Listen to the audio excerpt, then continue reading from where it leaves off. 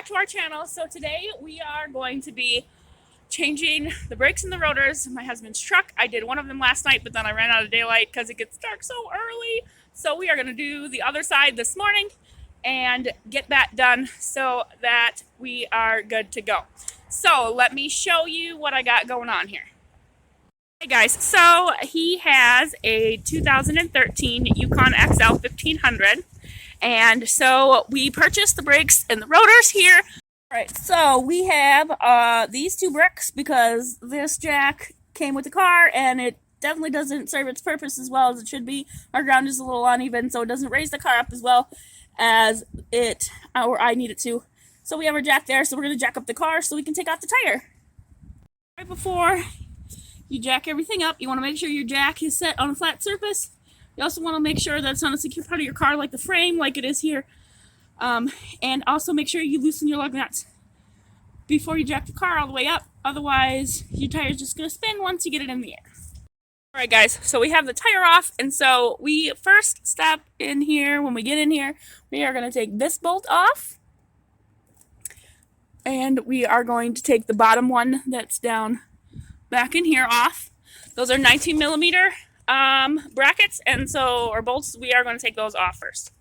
Alright guys, so we have this off, and now we're going to take this bracket off that actually holds the brakes, and we are going to take these bolts right here, this one right here, and the matching one. These are 18 millimeters, not 19. 19 was this one, 18 is for your bracket here that holds your brakes, so we are going to take that off now.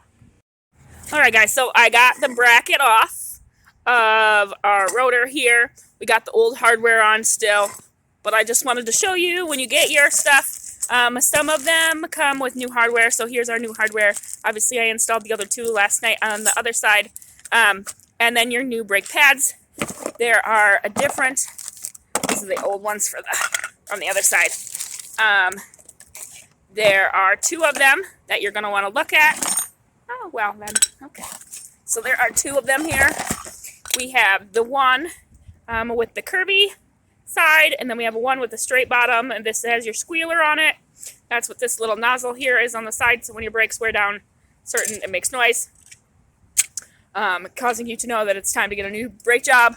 But so your one with the squealer on will go on the inside, and I will show you how to do that. On this particular model, they just slide in from the side. So we'll put the bracket back on, and then we'll install our brakes. But first we are going to we'll get rid of the old brake pads here, throw them off to the side.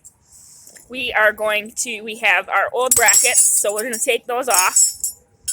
Take the other one off the other side. Get our new brake brackets here.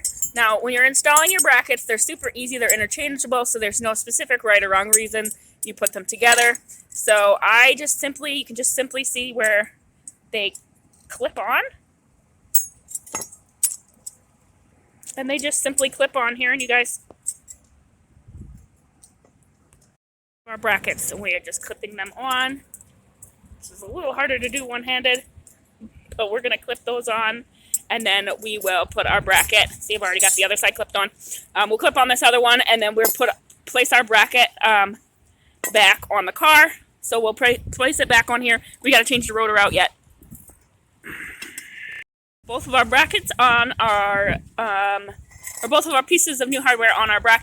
As you can test these, as you can see, that one doesn't come back out.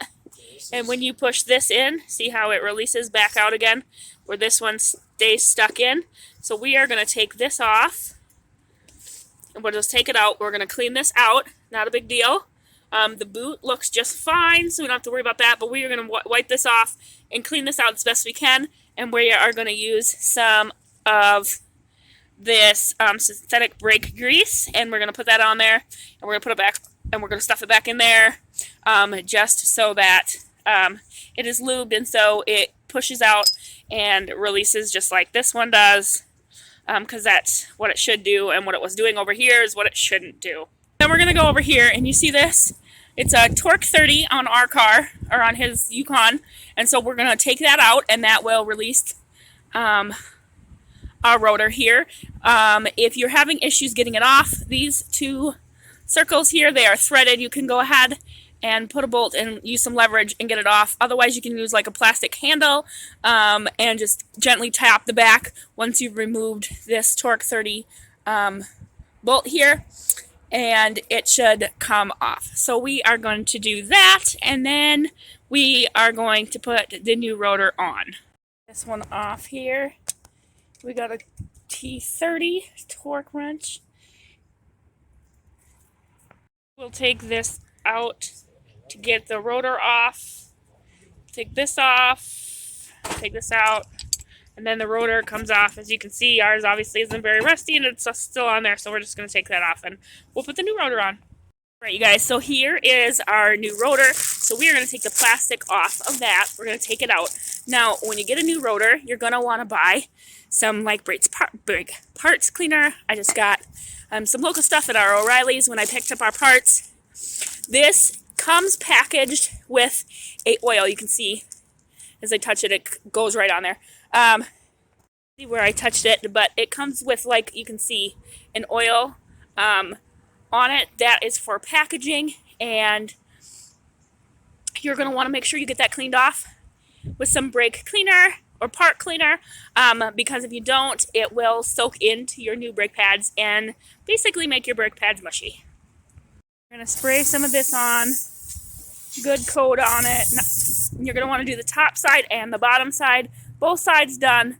So we have sprayed it, and now we're just going to wipe it off so that we get all of that on. I did it twice just to make sure I got everything off both sides for the other side. So I'll do the same thing for this side, and then we'll put it back on the truck.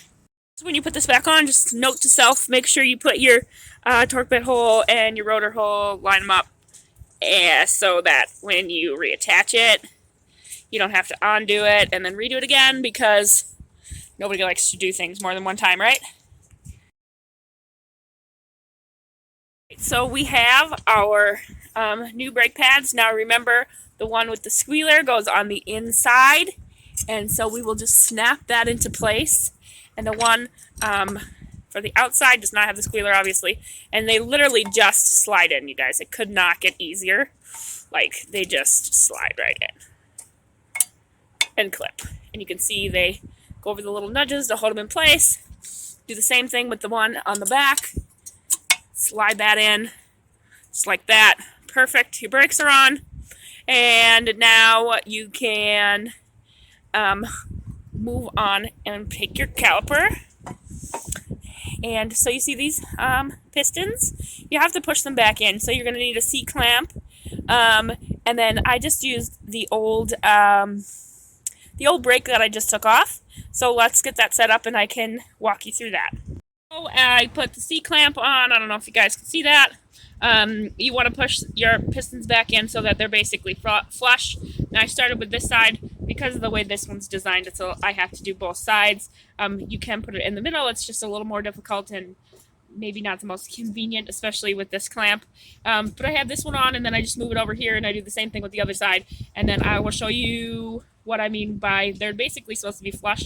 So I'll show you that here too when I move this over.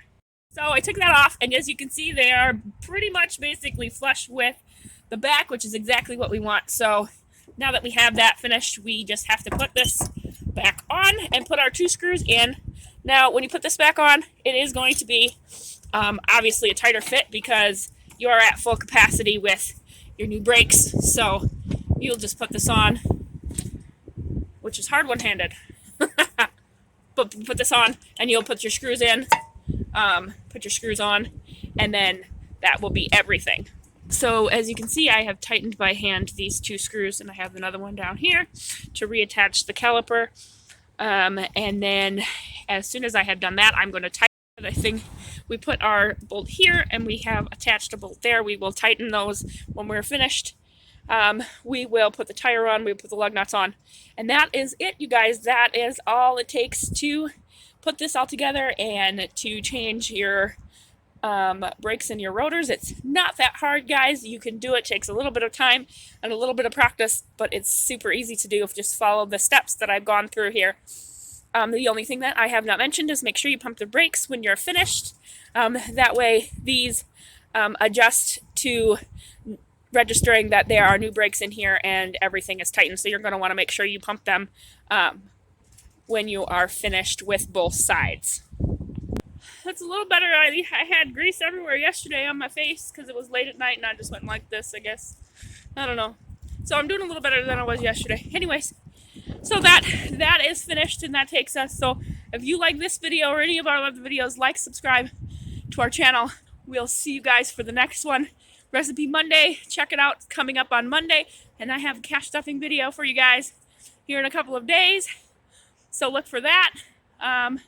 But for now, have a good day. We'll see you guys in the next one. Bye-bye.